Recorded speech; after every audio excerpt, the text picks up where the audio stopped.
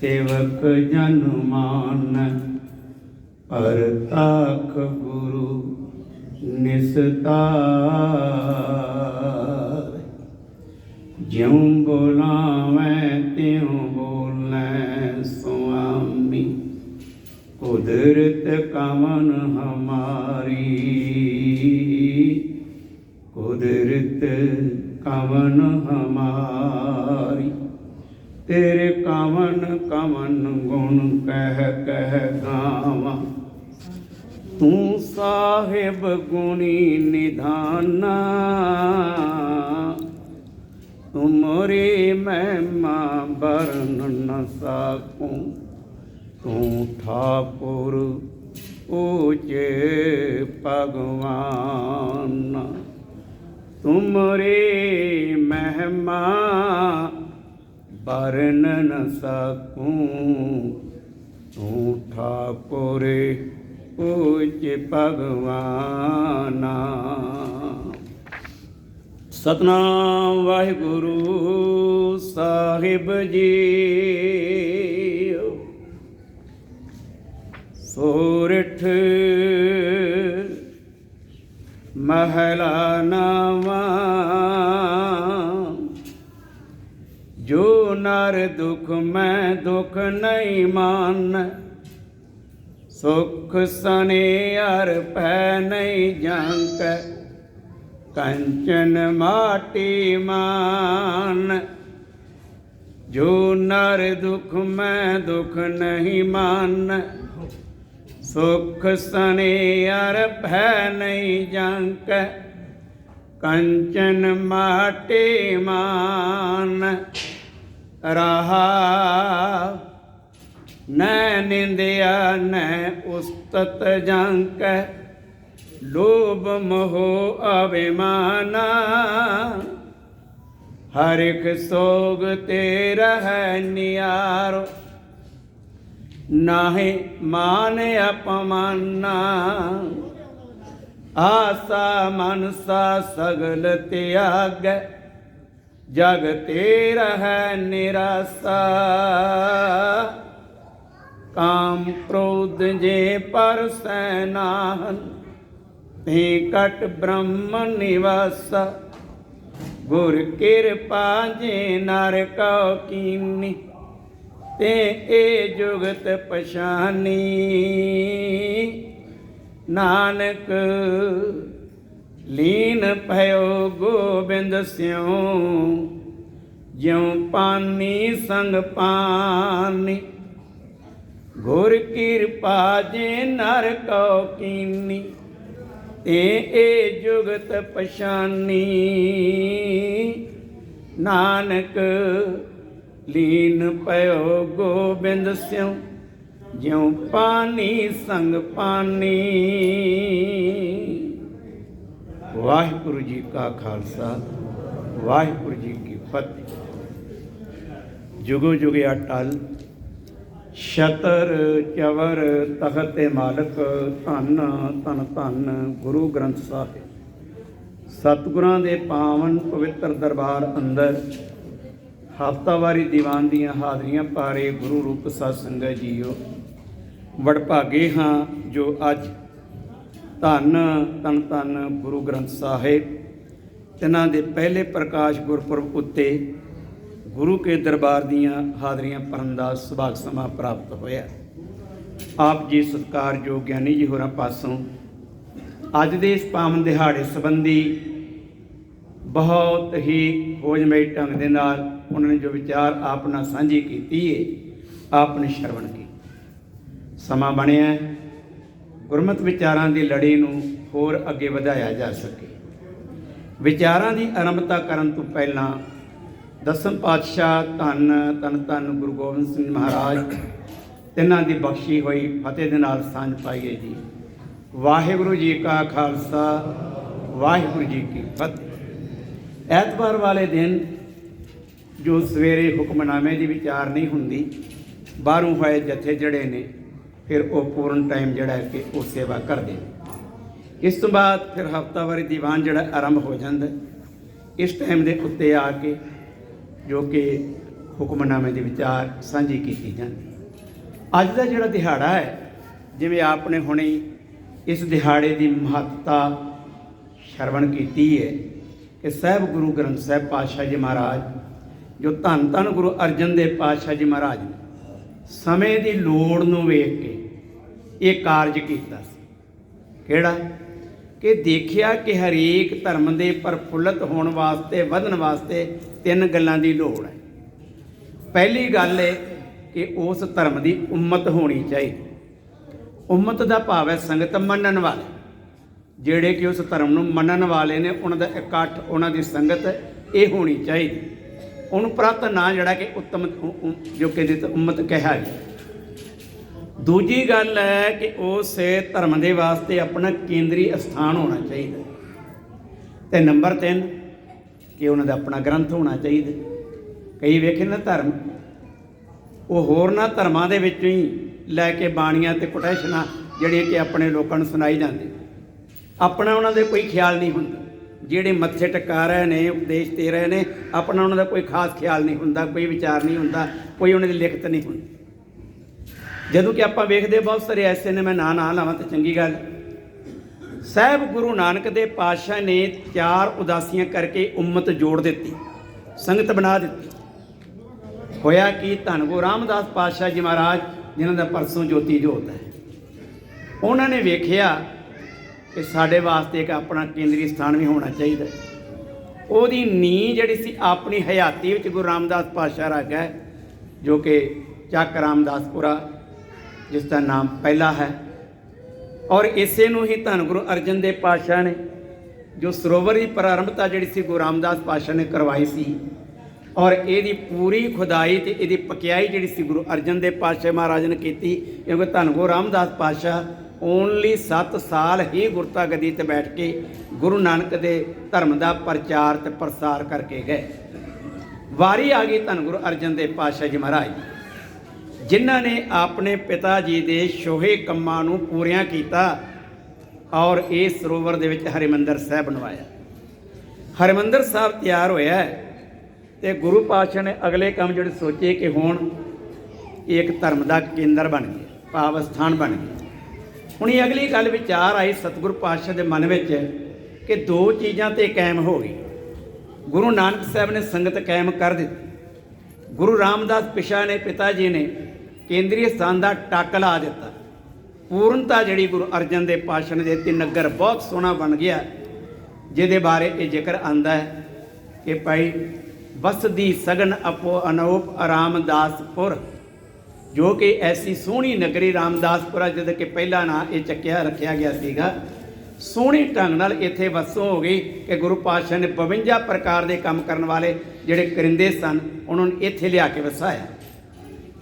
ਉਹਨਾਂ ਨੂੰ ਜਿੱਥੇ ਦੁਕਾਨਾਂ ਪਾਉਣ ਵਾਸਤੇ ਥਾਂ ਦਿੱਤੀ, ਪਿੱਛੇ ਰਹਿਣ ਵਾਸਤੇ ਵੀ ਨਾਲ ਗੁਰੂ ਪਾਤਸ਼ਾਹ ਨੇ ਘਰ ਉਹਨਾਂ ਨੂੰ ਬਣਵਾ ਦਿੱਤੇ। ਗੁਰੂ ਘਰ ਵਿੱਚ ਇਹ ਕਾਰਜ ਚੱਲਦਾ ਰਿਹਾ। ਗੋਇੰਦਵਾਲ ਸਾਹਿਬ ਗੁਰੂ ਅਮਰਦਾਸ ਪਾਤਸ਼ਾਹ ਨੇ ਨਵਾਂ ਨਗਰ ਇੱਕ ਵਸਾਇਆ ਸੀ, ਗੋਇੰਦੇ ਦੀ ਬੇਨਤੀ ਕਰਨ ਦੇ। ਜਿਸ ਨਗਰ ਵਸਾਇਆ ਅਤੇ ਗੁਰੂ ਪਾਤਸ਼ਾਹ ਨੇ ਲੋਕਾਂ ਨੂੰ ਬਾਹਰੋਂ ਲਿਆ ਕੇ ਉੱਥੇ ਵਸਾਇਆ ਔਰ ਉਹਨਾਂ ਨੂੰ ਘਰ ਵੀ ਬਣਾ ਕੇ ਦਿੱਤੇ।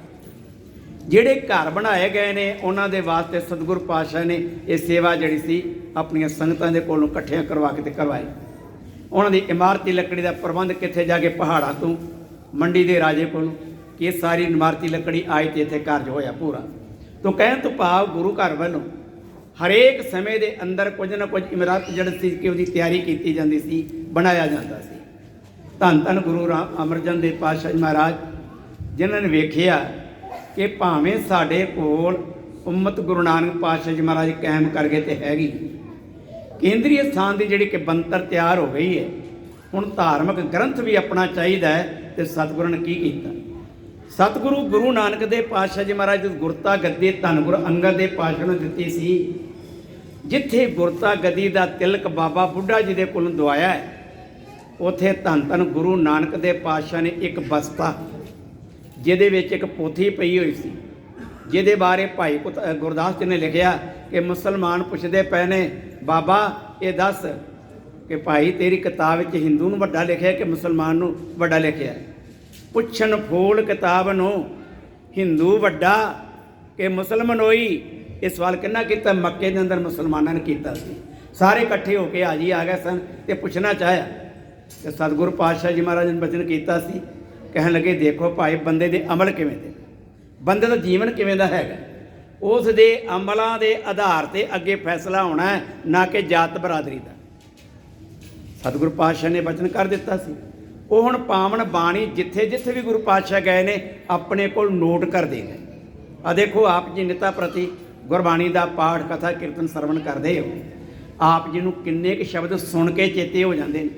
ਬੜੀ ਔਖੀ ਗੱਲ ਹੈ, ਇਹ ਪੜ੍ਹ ਕੇ ਤੇ ਫਿਰ ਉਹਨਾਂ ਨੂੰ ਚੇਤੇ ਕਰਨਾ ਟਾਈਮ ਲੱਗਦਾ ਹੈ। ਪਰ ਗੁਰੂ ਪਾਤਸ਼ਾਹ ਸ਼ਬਦ ਪੜ੍ਹਦੇ ਪਏ ਨੇ, ਮਰਦਾਨਾ ਰਬਾਬ ਵਜਾ ਰਿਹਾ ਤੇ ਬਾਣੀ ਲਿਖੀ ਕਿਸ ਨੇ? ਜਿਹੜੀ ਗੁਰੂ ਨਾਨਕ ਪਾਤਸ਼ਾਹ ਨੂੰ ਉਚਾਰਨ ਕੀਤੀ। ਹੁਣ ਜੇਕਰ ਕੌਡੇ ਦੀ ਗੱਲ ਆਪਣਾ ਕਰੀਏ, ਸੱਜਣ ਠੱਗ ਦੀ ਗੱਲ ਕਰੀਏ, ਤੇ ਸਾਹਿਬ ਉਹਦੀ ਸਰਾਂ ਦੇ ਵਿੱਚ ਇਹ ਬਚਨ ਉਚਾਰਦੇ ਪਏ ਨੇ। ਉੱਜਲ ਕਹਿਹਾਂ ਤਿਲਕ ਨਾ ਘੋਟ ਮਕਾਲੜੀ ਮਸ, ਧੋਤਿਆਂ ਝੂਠ ਨਾ ਉਤਰੇ ਜੇ 100 ਧੋਵਾਂ ਤਿਸ। ਕਹਿ ਦਾ ਭਾਂਡਾ ਜਿਹੜਾ ਦੇਖ ਕਿੰਨਾ ਲਿਸ਼ਕਣਾ ਹੈ, ਪਰ ਗੁਰਮੁਖਾ ਉਸ ਦੇ ਅੰਦਰ ਇੱਕ ਖੋਟ ਹੈ। ਕਿਹੜਾ? ਕਿ ਉਹਦੀ ਕਾਲਖ ਨਹੀਂ ਜਾਂਦੀ। ਹੱਥਾਂ 'ਤੇ ਲਾ ਕੇ ਵੇਖ ਲਓ ਕਾਲਿਆਂ ਕਰ ਦੇਗੀ, ਕੱਪੜਿਆਂ ਨੂੰ ਲਾ ਕੇ ਵੇਖ ਲਓ ਕਾਲਿਆਂ ਕਰ ਦੇਗੀ। ਹੁਣ ਇਹ ਸ਼ਬਦ ਜਿਹੜਾ ਕਿਹਨੇ ਲਿਖਿਆ? ਸੱਜਣ ਠੱਗ ਨੇ ਲਿਖਿਆ। ਹੁਣ ਤਾਂ ਪਤਾ ਵੀ ਨਹੀਂ ਕਿ ਬਾਬਾ ਬਾਣੀ ਪੜ੍ਹਦਾ ਕਿ ਨਹੀਂ ਪੜ੍ਹਦਾ। ਹੁਣ ਤਾਂ ਨਾ ਕੋਈ ਕਾਗਜ਼ ਕਲਮ ਕੋਲ ਆਪਣੇ ਕੋਲ ਰੱਖੀ, ਨਾ ਭਾਈ ਬਰਦਾਨੇ ਜੀ ਲਿਖੇ ਕਿ ਰਬਾਬ ਜਾ ਰਹੇ ਨੇ। ਧੰਨ ਗੁਰੂ ਨਾਨਕ ਦੇ ਪਾਤਸ਼ਾਹ ਇਹ ਕਾਰਜ ਕਰਕੇ ਉਸ ਤੋਂ ਬਾਅਦ ਫਿਰ ਉਸ ਨੂੰ ਆਪ ਆਪਣੀ ਉਸ ਬੁੱਕ ਵਿੱਚ, ਨੋਟਬੁੱਕ ਵਿੱਚ, ਕਾਪੀ ਵਿੱਚ ਨੋਟ ਕਰ ਲੈਂਦੇ ਸਨ। ਤੇ ਮੇਰਾ ਕਹਿਣ ਤੋਂ ਭਾਵ ਜਦੋਂ ਸਤਿਗੁਰਾਂ ਨੇ ਗੁਰੂ ਅੰਗਦ ਦੇ ਪਾਤਸ਼ਾਹ ਨੂੰ ਗੁਰਤਾ ਗੱਦੀ ਦਿੱਤੀ, ਉੱਥੇ ਨਾਲ ਹੀ ਆਪਣੀ ਉਹ ਕਿਤਾਬ ਜਿਹਦਾ ਹੁਣੇ ਮੈਂ ਜ਼ਿਕਰ ਕੀਤਾ, ਪੁੱਛਣ ਫੂਲ ਕਿਤਾਬ ਨੂੰ ਹਿੰਦੂ ਵੱਡਾ ਕਿ ਮੁਸਲਮਾਨ ਹੋਈ, ਉਹ ਜਿਹੜੀ ਕਿਤਾਬ, ਉਹ ਜਿਹੜੀ ਕਾਪੀ, ਉਹ ਜਿਹੜੀ ਨੋਟਬੁੱਕ ਸੀ ਜਿਸ 'ਚ ਬਾਣੀ ਗੁਰੂ ਨਾਨਕ ਪਾਤਸ਼ਾਹ ਨੇ ਆਪਣੀ ਵੀ ਅੰਕਿਤ ਕੀਤੀ ਸੀ। ਬਾਬਾ ਫਰੀਦ ਦੇ ਕੋਲ ਪਾਕ ਪਟਨ ਗਏ ਨੇ, ਉਹਨਾਂ ਦੇ ਸ਼ਲੋਕ ਲਿਖ ਕੇ ਲੈ ਆਏ। ਕਬੀਰ ਜੀ ਦੇ ਕੋਲ ਬਨਾਰਸ ਗਏ ਨੇ, ਉਹਨਾਂ ਦੇ ਵੀ ਸ਼ਲੋਕ ਲਿਖ ਕੇ ਲੈ ਆਏ। ਨਾਮਦੇਵ ਦੇ ਨਗਰ ਜੋ ਕਿ ਨਰਸੀ ਬਾਹਮਣੀ ਪਹੁੰਚੇ ਨੇ, ਉਹਦੇ ਸ਼ਲੋਕ ਲਿਖ ਕੇ ਲੈ ਆਏ, ਸ਼ਬਦ ਲਿਖ ਕੇ ਲੈ। ਜਿਤਨਾ ਵੀ ਕੁਛ ਗੁਰੂ ਪਾਤਸ਼ਾਹ ਗੁਰਮਤਿ ਦੇ ਨਾਲ ਸੰਬੰਧ ਰੱਖਦਾ ਮਿਲਿਆ, ਉਹਨਾਂ ਨੇ ਆਪਣੇ ਕੋਲ ਨੋਟ ਕਰ ਲਿਆ। ਹੁਣ ਉਹ ਸਾਰੇ ਦਾ ਸਾਰਾ ਜਿੰਨਾ ਖਜ਼ਾਨਾ ਸੀ, ਉਹ ਗੁਰੂ ਪਾਤਸ਼ਾਹ ਨੇ ਜਿੱਥੇ ਗੁਰਤਾ ਗੱਦੀ ਦੇਤੀ, ਉੱਥੇ ਨਾਲ ਹੀ ਉਹ ਕਿਤਾਬ ਤੇ ਜਾਂ ਮਸਾਲਾ ਵੀ, ਬਾਣੀ ਵੀ ਜਿਹੜੀ ਸੀ ਦੇ ਦਿੱਤੀ। ਗੁਰੂ ਅੰਗਦ ਦੇ ਪਾਤਸ਼ਾਹ ਜੀ ਮਹਾਰਾਜ ਨੇ ਜਦੋਂ ਸਮਾਂ ਆਇਆ ਤੇ ਗੁਰੂ ਅਮਰਦਾਸ ਪਾਤਸ਼ਾਹ ਜੀ ਮਹਾਰਾਜ ਨੂੰ ਉਹ ਸਾਰੀ ਆਪਣੀ ਵੀ ਬਾਣੀ ਉਚਾਰਨ ਕੀਤੀ, 62 ਸ਼ਲੋਕ, ਤੇ ਗੁਰੂ ਨਾਨਕ ਪਾਤਸ਼ਾਹ ਦੇ ਕੋਲ ਜੋ ਉਹਨਾਂ ਦਾ ਖਜ਼ਾਨਾ ਮਿਲਿਆ ਸੀ, ਉਹ ਗੁਰੂ ਅਮਰਦਾਸ ਪਾਤਸ਼ਾਹ ਨੂੰ ਦੇ ਦਿੱਤਾ। ਗੁਰੂ ਅਮਰਦਾਸ ਪਾਤਸ਼ਾਹ ਜੀ ਮਹਾਰਾਜ ਸਮਾਂ ਆਇਆ ਤੇ ਭਾਈ ਜੇਠਾ ਜੀ ਨੂੰ ਇਹ ਸਾਰਾ ਕੁਝ ਉਸੇ ਤਰ੍ਹਾਂ ਜਿਵੇਂ ਪਿੱਛੋਂ ਮਿਲਿਆ ਸੀ ਉਵੇਂ ਦੇ ਦਿੱਤਾ। ਮੇਰਾ ਕਹਿਣ ਤੋਂ ਭਾਵ ਕਿ ਇਹ ਬਾਣੀ ਜਿਹੜੀ ਸੀ ਜੋ ਸਿਲਸਿਲੇਵਾਰ ਇੱਕ ਗੁਰੂ ਤੋਂ ਦੂਜੇ ਗੁਰੂ ਤੱਕ ਆਉਂਦੀ ਰਹੀ। ਅੱਜ ਗੁਰੂ ਪਾਤਸ਼ਾਹ ਧੰਨ ਗੁਰੂ ਅਰਜਨ ਦੇਵ ਜੀ ਮਹਾਰਾਜ ਜਦੋਂ ਗੁਰਤਾ ਗੱਦੀ ਤੇ ਸਭਾਏ ਮਾਨ ਨੇ, ਇਹ ਜਿਹੜਾ ਕਿ ਨਗਰ ਦਾ ਕੰਮ ਕਰਵਾਉਣ ਤੋਂ ਬਾਅਦ ਸਤਿਗੁਰਾਂ ਨੇ ਇਹਨਾਂ ਪੋਥੀਆਂ ਨੂੰ ਵੇਖਿਆ ਜੋ ਕਿ ਜਿਨ੍ਹਾਂ ਉੱਤੇ ਬਾਣੀ ਲਿਖੀ ਪਈ ਸੀ, ਤੇ ਪੜ੍ਹ ਕੇ ਉਹਨਾਂ ਨੇ ਕਿੰਨੀ ਵਿਚਾਰ ਸਾਹਮਣੇ ਆਈ ਕਿ ਪਿਓ ਦਾਦੇ ਕਾ ਖੋਲ ਡਿੱਠਾ ਖਜ਼ਾਨਾ, ਤਾਂ ਮੇਰੇ ਮਨ ਭਇਆ ਨਿਦਾਨਾ। ਇੱਕ ਐਸਾ ਖਰਚ ਪਈ ਖਜ਼ਾਨਾ ਕਿ ਇਸ ਨੂੰ ਤਾਂ ਮੈਂ ਆਪ ਜਿੰਨਾ ਮਰਜ਼ੀ ਵਰਤਾਂ, ਹੋਰਾਂ 'ਚ ਜਿੰਨਾ ਮਰਜ਼ੀ ਵੰਡਦੇ ਹਾਂ, ਇਹ 'ਚ ਤੋਟ ਕੋਈ ਨਹੀਂ ਆਣੀ, ਘਾਟਾ ਕੋਈ ਨਹੀਂ ਆਣਾ। ਜਿਵੇਂ ਗੁਰੂ ਪਾਤਸ਼ਾਹ ਨੇ ਬਚਨ ਕੀਤਾ ਨਾ, ਖਾਵੈਂ ਖਰਚੈਂ ਰਲ ਮਿਲ ਭਾਈ, ਤੋਟ ਨਾ ਆਵੈ ਵੱਧ ਹੋ ਜਾਈ। ਇਹ ਖਜ਼ਾਨਾ ਹੀ ਐਸਾ ਹੈ ਜਿਸ 'ਚ ਕੋਈ ਘਾਟਾ ਨਹੀਂ ਆਣਾ, ਕੋਈ ਕੁਛ ਨਹੀਂ ਹੋਣਾ। ਹੁਣ ਇੱਥੇ ਜਿਹੜੀ ਗੱਲ ਇੱਕ ਆਉਂਦੀ ਹੈ ਕਿ ਸਤਿਗੁਰ ਪਾਤਸ਼ਾਹ ਧੰਨ ਧੰਨ ਗੁਰੂ ਅਰਜਨ ਦੇਵ ਜੀ ਮਹਾਰਾਜ ਜਦੋਂ ਉਹਨਾਂ ਨੇ ਬੇੜ ਸਾਹਿਬ ਦੀ ਸੰਪਾਦਨਾ ਕਰਨ ਦਾ ਪ੍ਰੋਗਰਾਮ ਬਣਾਇਆ ਕਿ ਸਾਰੀ ਬਾਣੀ ਨੂੰ ਨਾ ਇੱਕ ਥਾਂ ਇਕੱਠਿਆਂ ਕਰ ਦਿੱਤਾ ਜਾਏ, ਇੱਕ ਥਾਂ 'ਤੇ ਇਕੱਠਿਆਂ ਕਰ ਦਿੱਤਾ ਜਾਏ, ਤੇ ਫਿਰ ਕੀ ਹੋਵੇ, ਉਹਦੀ ਇੱਕ ਬੇੜ ਸਾਹਿਬ ਜਿਹੜੀ ਕਿ ਤਿਆਰ ਕੀਤੀ ਜਾਏ। ਗੁਰੂ ਨਾਨਕ ਸਾਹਿਬ ਤੋਂ ਲਾ ਕੇ ਧੰਨ ਗੁਰੂ ਰਾਮਦਾਸ ਪਾਤਸ਼ਾਹ ਜੀ ਮਹਾਰਾਜ ਤੱਕ, ਤੇ ਜੋ ਸਤਿਗੁਰਾਂ ਨੇ ਭਗਤਾਂ ਦੀ ਬਾਣੀ, ਭੱਟਾਂ ਦੀ ਬਾਣੀ ਆ ਜਿੰਨੀ ਇਕੱਠੀ ਲਿਖੀ ਹੈ, ਉਹ ਸਾਰੀ ਜਿਹੜੀ ਕਿ ਇੱਥੇ ਆਪਾਂ ਇੱਕ ਬੇੜ ਸਾਹਿਬ ਉਹਦੀ ਤਿਆਰ ਕਰ ਦਈਏ। ਗੁਰੂ ਪਾਤਸ਼ਾਹ ਧੰਨ ਗੁਰੂ ਅਰਜਨ ਦੇਵ ਜੀ ਮਹਾਰਾਜ ਜਦੋਂ ਉਹਨਾਂ ਦੇ ਕੋਲ ਇਹ ਵਿਚਾਰ ਆਏ, ਜਿਵੇਂ ਭਾਈ ਸਾਹਿਬ ਜ਼ਿਕਰ ਕਰਦੇ ਪਏ ਸਨ ਨਾ ਕਿ ਕਿਸੇ ਨੇ ਐਸਾ ਸ਼ਬਦ ਪੜ੍ਹਿਆ ਜਿਹਦਾ ਸਦਕਾ ਹੋਇਆ ਕਿ ਬਾਕੀ ਸਿੱਖ ਤੇ ਬੜੇ ਝੂਮਣ ਲੱਗ ਪਏ, ਪਰ ਭਾਈ ਗੁਰਦਾਸ ਜੀ ਨੇ ਉਹਨਾਂ ਨੇ ਸਿਰ ਮਾਰ ਦਿੱਤਾ। ਕਾਰਨ ਕੀ ਸੀ? ਉਹਨਾਂ ਨੂੰ ਪਤਾ ਲੱਗ ਗਿਆ ਕਿ ਇਹ ਬਾਣੀ ਕਿਸੇ ਵੀ ਗੁਰੂ ਦੀ ਉਚਾਰਨ ਕੀਤੀ ਨਹੀਂ ਹੋਈ। ਕਾਰਨ ਕੀ ਸੀ? ਕਿਹਨੇ ਉਚਾਰਨ ਕੀਤੀ ਸੀ? ਗੁਰੂ ਪਿਆਰਿਓ ਵੇਖੋ, ਜੇ ਆਪਾਂ ਸਾਰੇ ਕਮਰੇ 'ਚ ਬੈਠੇ ਹਾਂ ਪਰਿਵਾਰ ਦੇ ਜੀ, ਤੇ ਇੱਕ ਪਰਿਵਾਰ ਦਾ ਮੈਂਬਰ ਬਾਹਰ ਹੈ ਜਾਂ 2-4 ਮੈਂਬਰ ਬਾਹਰ, ਜਾਂ ਕੋਈ ਸਾਡੇ ਕਮਰੇ ਦੇ ਅੰਦਰ ਕੋਈ ਹੋਰ ਥਰਡ ਪਰਸਨ ਬੈਠਾ ਹੈ ਤੇ ਬਾਹਰ ਕੀ ਹੈ ਕੋਈ ਬੋਲਦਾ ਪਿਆ, ਉਹ ਥਰਡ ਪਰਸਨ ਸਾਡੇ ਬੱਚੇ ਨੂੰ ਪੁੱਛਦਾ ਇਹ ਆਵਾਜ਼ ਕਿਹਦੀ ਹੈ? ਕਹਿੰਦਾ ਜੀ ਮੇਰੇ ਪਿਤਾ ਜੀ ਗੱਲ ਕਰਦੇ ਪਏ ਨੇ। ਅਗਲਾ ਜਿਹੜਾ ਹੰਗੋਰਾ ਦਿੱਤਾ ਉਹ ਕਿਹਨੇ ਦਿੱਤਾ ਹੈ? ਉਹ ਮੇਰੇ ਭਰਾ ਨੇ ਦਿੱਤਾ ਹੈ ਜਾਂ ਮੇਰੀ ਮਾਤਾ ਨੇ ਦਿੱਤਾ ਹੈ। ਉਹ ਆਵਾਜ਼ ਬੱਚਾ ਪਛਾਣਦਾ ਅਤੇ ਉਹ ਦੱਸਦਾ ਕਿ ਇਹ ਮੇਰੀ ਆਵਾਜ਼ ਪਿਤਾ ਦੀ ਹੈ, ਮਾਤਾ ਦੀ ਹੈ, ਭਰਾ ਦੀ ਹੈ, ਭੈਣ ਦੀ ਹੈ। ਇਹ ਉਹ ਆਵਾਜ਼ਾਂ ਨੂੰ ਪਛਾਣਦਾ ਹੈ, ਪਰਿਵਾਰ 'ਚ ਰਹਿਣ ਵਾਲਾ ਹੈ। ਭਾਈ ਗੁਰਦਾਸ ਜੀ ਮਹਾਰਾਜ ਜਿਨ੍ਹਾਂ ਦਾ ਬਾਣੀ ਨਾਲ ਬੜਾ ਸੰਬੰਧ ਪਿਆ, ਉਹਨਾਂ ਨੇ ਪਛਾਣਿਆ ਕਿ ਬਾਬੇ ਨਾਨਕ ਦਾ, ਗੁਰੂ ਰਾਮਦਾਸ ਤੇ ਗੁਰੂ ਅਮਰਦਾਸ ਦਾ ਕਿਸੇ ਦਾ ਇਹ ਬਚਨ ਨਹੀਂ ਜਿਹੜਾ ਪੜ੍ਹਿਆ ਗਿਆ। ਬਚਨ ਕੀ ਸੀ? ਨਾਮ ਖੁਮਾਰੇ ਨਾਨਕਾ ਚੜੀ ਰਹਿ ਦਿਨ ਰਾਤ। ਹੁਣ ਜਦੋਂ ਇਸ ਪੰਕਤੀ ਨੂੰ ਪੜ੍ਹਾਂਗੇ ਨਾ ਤੇ ਵਾਕਈ ਬੜੀ ਪਿਆਰੀ ਪੰਕਤੀ ਲੱਗੇਗੀ ਔਰ ਗਿਆਨ ਵਾਲੀ ਲੱਗੇਗੀ ਕਿ ਪਰਮਾਤਮਾ ਦੇ ਨਾਮ ਦੀ ਖੁਮਾਰੀ ਜਿਹਦੇ ਅੰਦਰ ਟਿਕ ਜਾਂਦੀ ਹੈ ਨਾ ਭਾਈ, ਉਹਦੇ ਹਮੇਸ਼ਾ ਅੰਦਰ ਚਾਨਣਾ ਹੀ ਰਹਿੰਦਾ ਹੈ, ਗਿਆਨ ਹੀ ਰਹਿੰਦਾ ਹੈ। ਉਹ ਅੰਧੇਰੇ 'ਚ ਨਹੀਂ ਜਾਂਦਾ ਤੇ ਨਾਮ ਤੇ ਪ੍ਰਕਾਸ਼ ਹੀ ਦਿੰਦਾ ਨਾ। ਤੇ ਪੜ੍ਹਿਆ ਜਾਏ ਕਿ ਭਾਈ ਜਿਹੜੇ ਕਿ ਜਿਨ੍ਹਾਂ ਦੇ ਸਿਰ ਉੱਤੇ ਮਾਲਕ ਦਾ ਹੱਥ ਹੁੰਦਾ ਹੈ ਉਹਨਾਂ ਨੂੰ ਜੀਵਨ 'ਚ ਤੱਤੀ ਵਾਹ ਨਹੀਂ ਲੱਗਦੀ। ਗੁਰੂ ਪਾਤਸ਼ਾਹ ਦੀ ਪਾਵਨ ਬਾਣੀ ਦੇ ਅੰਦਰ ਤੇ ਤਾਤੀ ਵਾਹ ਉਹਨਾਂ ਲੱਗ ਗਈ, ਪਾਰ ਬ੍ਰਹਮ ਸਰਨਾਈ ਹੈ। ਪਰ ਉਸ ਗ੍ਰੰਥ ਵਿੱਚ ਦਿੱਤਾ ਗਿਆ ਨਾਨਕ ਨੀਵਾ ਜੋ ਚਲੈ ਲੱਗੇ ਨਾ ਤੱਤੀ ਵਾਹ। ਹੁਣ ਇਹ ਪੰਕਤੀਆਂ ਜਿਹੜੀਆਂ ਮੈਂ ਤੁਹਾਡੇ ਨਾਲ ਪੜ੍ਹ ਕੇ ਸੁਣਾਈ, ਇੱਦਾਂ ਦੀਆਂ ਪੰਕਤੀਆਂ, ਇੱਦਾਂ ਦੇ ਸ਼ਬਦ ਜਿਹੜੇ ਸਨ ਬੜੇ ਮਸ਼ਹੂਰ ਹੋ ਗਏ ਸਨ।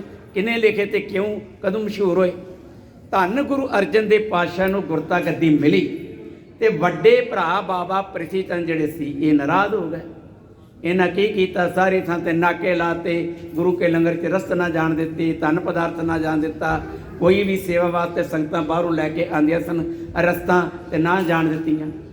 ਭਾਈ ਗੁਰਦਾਸ ਜੀ ਆਗਰੇ ਦੇ ਇਲਾਕੇ 'ਚ ਪ੍ਰਚਾਰ ਕਰਨ ਵਾਸਤੇ ਗਏ ਹੋਏ ਸਨ। ਜਦੋਂ ਸਮੇਂ ਬਾਅਦ ਇੱਥੇ ਵਾਪਸ ਪਰਤੇ ਤੇ ਮਾਤਾ ਭਾਨੀ ਨੇ, ਜੋ ਉਹਨਾਂ ਦੀ ਭੈਣ ਹੈ, ਉਹਨਾਂ ਨੇ ਪ੍ਰਸ਼ਾਦਾ ਛਕਾਇਆ ਆਪਣੇ ਵੀਰ ਭਾਈ ਗੁਰਦਾਸ ਜੀ ਨੂੰ। ਛਕਾਇਆ ਪ੍ਰਸ਼ਾਦਾ ਤੇ ਉਬਲੀਆਂ ਹੋਈਆਂ ਘੁੰਗਣੀਆਂ ਜਿਹੜੀਆਂ ਸਗੋਂ ਤੜਕਾ ਵਗੈਰਾ ਵੀ ਨਹੀਂ ਲੱਗਾ, ਸਬਜ਼ੀ ਨਹੀਂ ਬਣਾਈ, ਉੱਦਾਂ ਹੀ ਨਮਕ ਵਾਲੀਆਂ ਘੁੰਗਣੀਆਂ ਜਿਹੜੀਆਂ ਰਿੰਨ੍ਹੀਆਂ ਗਈਆਂ ਸਨ ਉਹਨਾਂ ਨਾਲ ਪ੍ਰਸ਼ਾਦਾ ਛਕਣ ਵਾਸਤੇ ਦਿੱਤਾ ਜਾਂ ਕੱਲੀਆਂ ਛਕਣ ਵਾਸਤੇ ਦੇ ਦਿੱਤੀਆਂ। ਵੇਖ ਕੇ ਭਾਈ ਗੁਰਦਾਸ ਜੀ ਬੜੇ ਹੈਰਾਨ ਹੋਏ। ਭੈਣ ਜੀ ਇਹ ਕੀ ਗੱਲ, ਇਹ ਲੰਗਰ? ਕਹਿੰਦੇ ਹਾਂ ਵੀਰਾ, ਲੰਗਰ ਵਿੱਚ ਤੁਹਾਡਾ ਜੇਠ ਜਿਹੜਾ ਹੈ ਨਾ ਕੋਈ ਰਸਤਨ ਨਹੀਂ ਪਹੁੰਚਣ ਦਿੰਦਾ। ਗੁਰੂ ਪਿਆਰੋ, ਜਿੱਥੇ ਉਹ ਰਸਤ ਨਹੀਂ ਉਹਨੇ ਪਹੁੰਚਣ ਦਿੱਤੀ, ਭਾਈ ਗੁਰਦਾਸ ਤੇ ਬਾਬਾ ਬੁੱਢਾ ਜੀ ਨੇ ਪ੍ਰਚਾਰ ਕੀਤਾ, ਸੰਗਤਾਂ ਨੂੰ ਸਿੱਧਾ ਗੁਰੂ ਘਰ ਨਾਲ ਜੋੜਿਆ। ਉੱਥੇ ਹੀ ਪ੍ਰਿਥੀ ਚੰਦ ਤੇ ਇਹਨਾਂ ਦਾ ਬੇਟਾ ਮਿਹਰਬਾਨ, ਇਹਨਾਂ ਨੇ ਇੱਕ ਹੋਰ ਕੰਮ ਕਰਨਾ ਸ਼ੁਰੂ ਕਰਤਾ। ਕੀ ਕੀਤਾ? ਇਹਨਾਂ ਨੇ ਆਪਣੇ ਤੌਰ 'ਤੇ ਤੇ ਜਾਂ ਕੁਝ ਕਵੀਆਂ ਦੇ ਕੋਲ ਪੈਸੇ ਦੇ ਕੇ ਉਹਨਾਂ ਨੇ ਕਵਿਤਾਵਾਂ ਲਿਖਾਣੀਆਂ ਸ਼ੁਰੂ ਕਰਤੀਆਂ। ਉਹ ਕਵਿਤਾਵਾਂ ਜਿਹੜੀਆਂ ਕਿ ਸ਼ਬਦ ਰੂਪ ਵਿੱਚ ਸਨ, ਜਿਵੇਂ ਮੈਂ ਪੰਕਤੀਆਂ ਦੋ ਪੜ੍ਹ ਕੇ ਸੁਣਾਈਆਂ, ਉਹਨਾਂ ਦੇ ਵਿੱਚ ਅਖੀਰ ਦੇ ਉੱਤੇ ਨਾਨਕ ਦੀ ਮੋਹਰ ਲਾ ਦਿੱਤੀ ਜਾਂਦੀ ਸੀ, ਨਾਨਕ ਦਾ ਨਾਮ ਲਿਖ ਦਿੱਤਾ ਜਾਂਦਾ ਸੀ।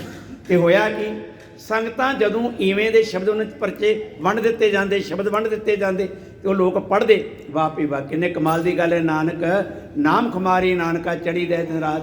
ਉਹਨਾਂ ਨੂੰ ਨਹੀਂ ਸੀ ਵਿਚਾਰਿਆਂ ਨੂੰ ਪਤਾ ਲੱਗਦਾ ਇਹ ਬਾਣੀ ਦਾ ਸ਼ਬਦ ਹੈ ਕਿ ਜਾਂ ਕਿਸੇ ਦੀ ਬਣਾਈ ਕਵਿਤਾ ਦਾ ਬੰਦ।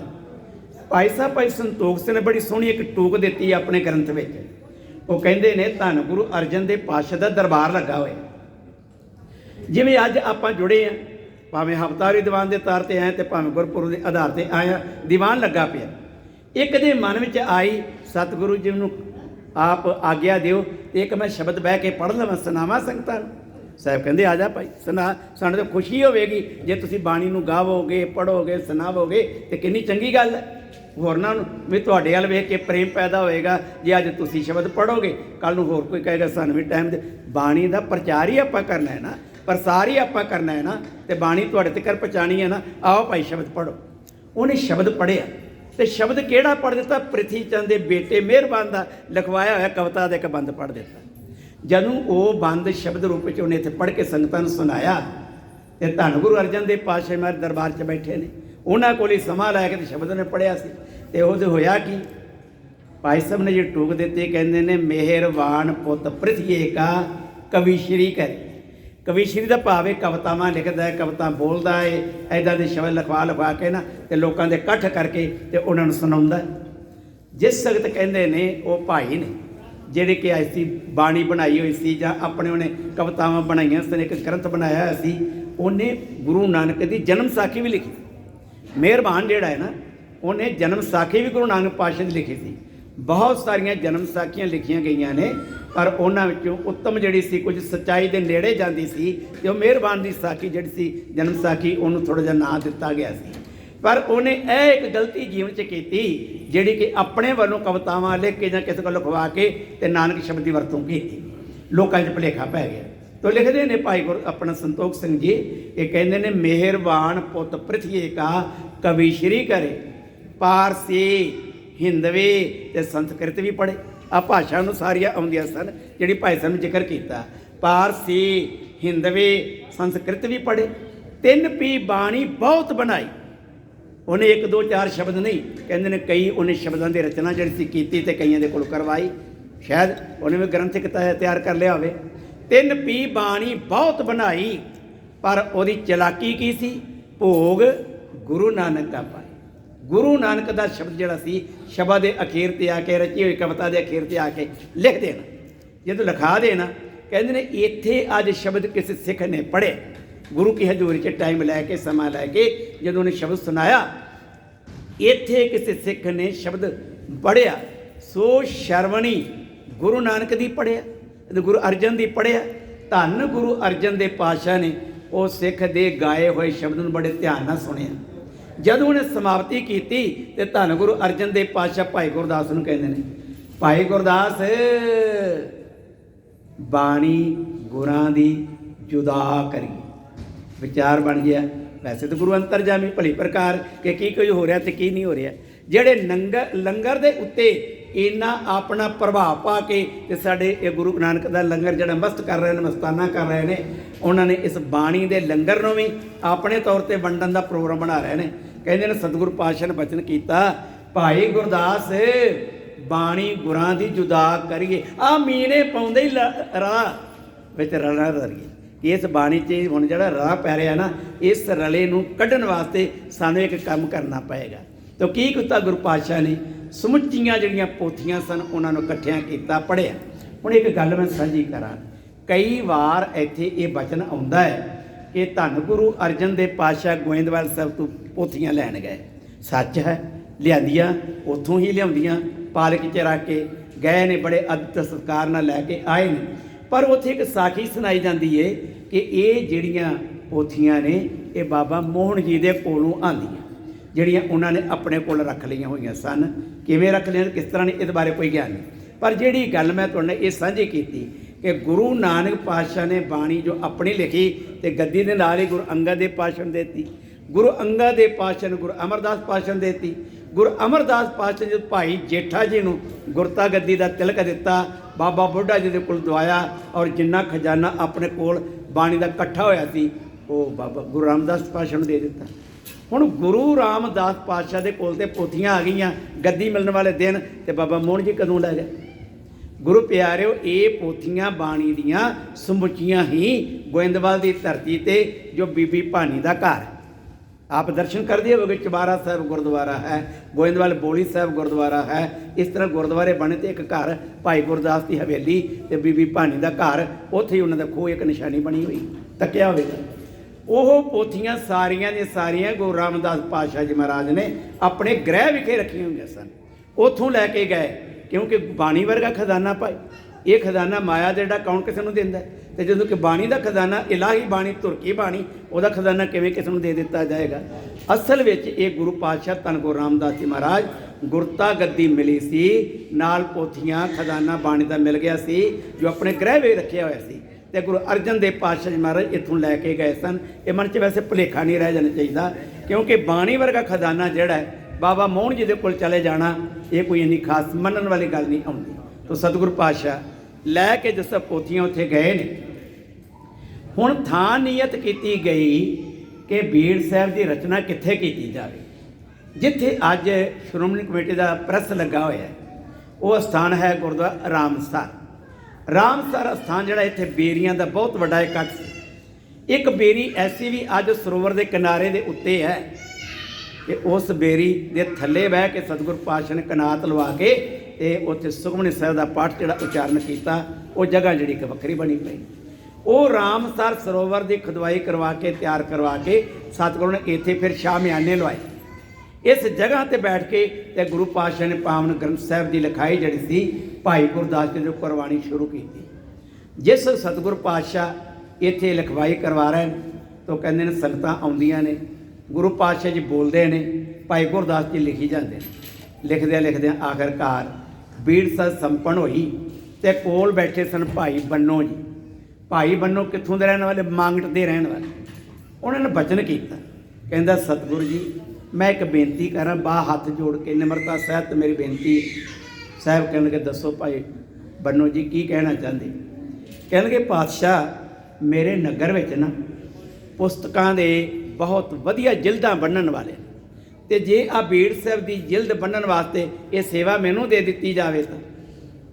सतगुरु पातशाह धन धन गुरु अर्जन देव जी ने विचारिया कि भाई हुण ये बीड़ साहब तैयार हो गई है, तो बन्नो जिहड़ा है कि ये गल कहंदा क्या कि ये सेवा जिल्द की एक साजी की ये मैनू देती, मैं अपने नगर तो करवा के लियावां, क्योंकि जिल्दां बड़ियां पक्कियां ते वधिया बनाउंदे ने, शानदार बनाउंदे ने। साहब सोचते हैं कि भाई हुण जिल्द एक बीड़ एको ही है, अज तक कहते कोई कापी नहीं बनी, कोई इतों दूसरा उतारा नहीं होया, किते ऐसा ना होवे रस्ते च कोई गुम हो जाए या कोई होर कोई लैके जाए, किस तरह होवे जिवें पृथ्वी चंद करदा पिया, मेहरबान करदा पिया, अपने बंदे छड़ के ते भाई छुड़वा के लै जाए, मुश्किल हो जाएगी।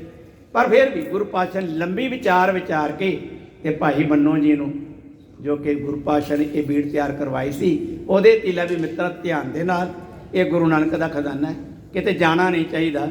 भाई बन्नो जी अपने पिंड मांगट लै गए और गुरु पातशाह ने बचन किया कि बन्नो एक रात का तेन समा दिता जाए, अपने नगर में एक रात वो ग्रंथ साहब रख सकता है, दूजे दिन जदों दिल तैयार हो जाए तो फिर उस तरह वापस लै आए। हुण अंमृतसर साहब तो मांगट पिंड तक जाना तो आना, तो गुरु पातशाह ने कहा कि उत्थे एक रात रहना, पर रस्ते की तो गल कोने ने की किन्ने रुकना चाहिए या परसों चौथे आ जाना चाहिए, नहीं। उन्हें ऐसा काम अपने विचार मन च सोचिया कि कुछ उन्हें लिखारी ला दिते। लिखारी क्योंकि जदों बीड़ साहब तैयार की आप देखे दे वो वक्रे वक्रे संचे जड़े ने वो बने होंगे ने, उन्हें ला के लिखारी तो वह नाल एक होर उतारा कर लिया, एक जांदियां होया ते एक आउंदियां होया। जदों बीड़ तैयार हो गई उस बीड़ साहब की जो कि अपने जिल्द बनवा के ते अमृतसर वापस आ गया। आके सतगुरु पातशाह ने भेंट की, महाराज आ लो जी ये बीड़ साहब तैयार है। नाल ही उन्हें वो जो उतारा करवाया सी भी रख दी। पातशाह एक बीड़ ए भी नाल तैयार करवा ले, आउंदियां जांदियां ये सेवा की है। मैनू ये सी कि जिस दिन तू प्रकाश हरिमंदिर साहब के अंदर हो गया उस तो बाद उतारा करना बड़ा औखा हो जाना है। तो पातशाह मैं कुछ जान लग्या सेवा करवा दी है, कुछ आउन लग्या सेवा करवाती, एक बीड़ होर तैयार हो। सतगुरु पातशाह कहन लगे भाई बन्नो तू काम तो किया वधिया, पर बीड़ जी तैयार करवा के ले तो खारी बीड़, एक तो साड़ी आग्या तो बिना है, साढ़े को पुछण तो बिना है। नंबर 2 जो ये मीराबाई का शब्द लिखा लिया है, ये शाही की विधि जी लिखा लिया है, ये सूरदास का शब्द एक पंक्ति है गुरु ग्रंथ साहब के अंदर, तो पूरा शब्द वह लिखा लिया है। ये गल्लां जिहड़ियां वाधू कीतियां ने, ये खार पा दी है, ये खारी बीड़। अज भी उस मांगट नगर की संगत जिहड़ी है भाई बन्नो की बंस नाल संबंध रखते, वो बीड़ साहब जिहड़ी है इस कानपुर पई है, जो कि उत्ते गुमटी नंबर 5 जिहड़ा कि स्थान बनिया महापुरुषों का, उहदे नाल ही भाई बन्नो का स्थान बनिया पिया, उस जगह ते दर्शन कर सकते। गुरु प्यारो जिस वक्त अज रात इत्थे पहुंची है रामसर सरोवर जिथे शामियाने लगे सन, बीड़ साहब की लिखवाई करवाई गई सी, उस जगह ते अज रात बीड़ साहब टिकी। धन गुरु अर्जन देव पातशाह जी महाराज जिन्हों ने रात आराम करने वेले सोचिया हुण बीड़ साहब तैयार है, प्रकाश करने वाला है, सवेरे कर दिता जाए। पर यह गल है कि बीड़ साहब की सेवा करने वाला ग्रंथी किनू बनाइए? जे ग्रंथ तैयार है तो ग्रंथी भी चाहिए। हुण गुरु पातशाह ने वेख्या क्यों ना होवे ते गुरु नानक दी वंश च बेदियां नूं किसी नूं ग्रंथी बनाता जाए, जां आपां भल्लियां नूं बनाता जाए, जां सतगुरु पातशाह जी महाराज धन गुरु अंगद देव जी महाराज उन्हां दे विचों किसी नूं भाई जो कि ग्रंथी बनाता जाए। सतगुरां ने लंबी विचार विचारी, जे ते आपां गुरु वंश विचों किसी नूं ग्रंथी बनाउने आ तो कल नूं फिर जितने भी स्वरूप तैयार होणगे वो लोग कहणगे सानूं ते गुरु दी वंश विचों ग्रंथी चाहिए है, जिहदे च गुरु पातशाह गुरु अर्जन देव जी ने बनाया। सतगुर लंबी विचार की क्यों ना होवे एक साझा जिहड़ा कि मनुख है उन्होंने ये पदवी ग्रंथ साहब की सेवा वास्ते दिती जाए। विचार करदियां धन गुरु अर्जन देव पातशाह का विचार बाबा बुढ़ा जी ते आके टिके कि उन्होंने ही ग्रंथ साहब की सेवा करने वास्ते ये सेवा दी जाए। अमृत वेला होया ना, भाई गुरदास ने उठाया, आओ भाई गुरदास जी करो इशनान, तो आप हुण कारज करना है।